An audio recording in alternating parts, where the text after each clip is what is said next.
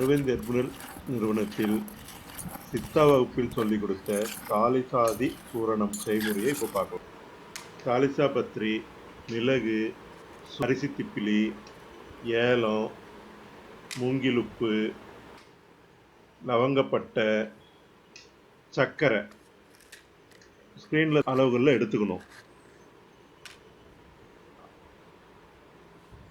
எடுத்த அளவில் தனித்தனியாக மிக்சிலேயோ இல்லை உரல்லையோ இல்லை கல்வக்கல்லையோ வச்சு அரைச்சி நைஸாக அரைச்சி தனித்தனி பவுடராக எடுத்து வச்சுக்கணும்.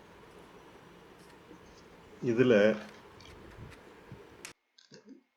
மிளகு விஷத்தை முறிக்கும், நச்சுக்களை நீக்கும், வாத நோய்களை நீக்கும், வீக்கம், வலி, கோலை, குளிர்காய்ச்சல், இருமல், காது வலி, மஞ்சள் காமாலை இவங்களுக்கு சிறந்த மருந்தா மிளகு யூஸ் பண்ணியிருக்கோம்.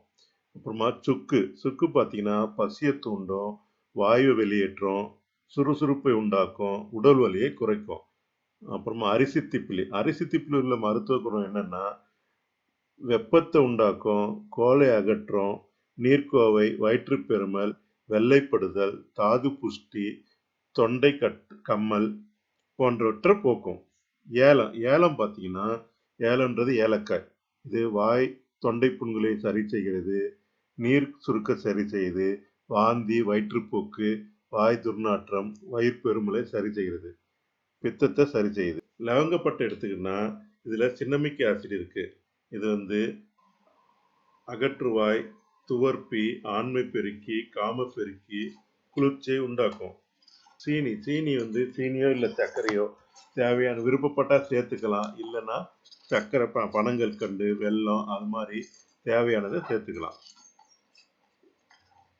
மூங்கிலுப்பு பார்த்தீங்கன்னா கபம், இருமல், இரைப்பை, ஆஸ்துமா போன்றவற்றுக்கு சிறந்த பயன்படுது. அரைச்சி வச்சிருந்த கலவைங்களை ஒரு பாத்திரத்தில் போட்டு நல்லா கலந்து விட்டோம்னா தாலிசாதி சூரணம் ரெடி. இந்த தாலிசாத பயன்கள் பார்த்தீங்கன்னா பித்த, கப நோய்கள் மற்றும் இருமல், சளி இவைகளை நீக்கும், அசதியை போக்கும், காய்ச்சல், ஜலதோஷம், சொரியாமை, இருமல், இளைப்பு போன்றவற்றுக்கு சூரணம் ரொம்ப யூஸ்ஃபுல்லாக இருக்குது.